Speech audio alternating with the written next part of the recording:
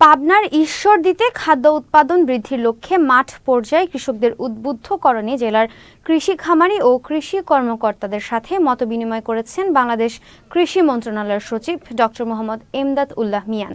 শুক্রবার সন্ধ্যায় Bangladesh sugar group institute মিলনায়তনে এই মতবিনিময় সভা অনুষ্ঠিত হয়। কৃষি সম্প্রসারণ অধিদপ্তরের মহাপরিচালক মোহাম্মদ সাইফুল আলমের সভাপতিত্বে আরও উপস্থিত ছিলেন কৃষি সম্প্রসারণ অধিদপ্তরের উপপরিচালক ডক্টর মোহাম্মদ জামাল উদ্দিন, ঈশ্বরদী উপজেলা নির্বাহী কর্মকর্তা সুবীর কুমার দাস, সহকারী কমিশনার ভূমি শাহাদাত হোসেন খান সহ অন্যান্য কর্মকর্তা, কর্মচারী ও কৃষকরা। সুগারের বহুমুখী ব্যবহার আসলে আমাদের লাগবে। সুগার বলতে শুধু আমরা যে আখের যে সাদা চিনিটা বলি সেটা আসলে স্বাস্থ্যকর নয়।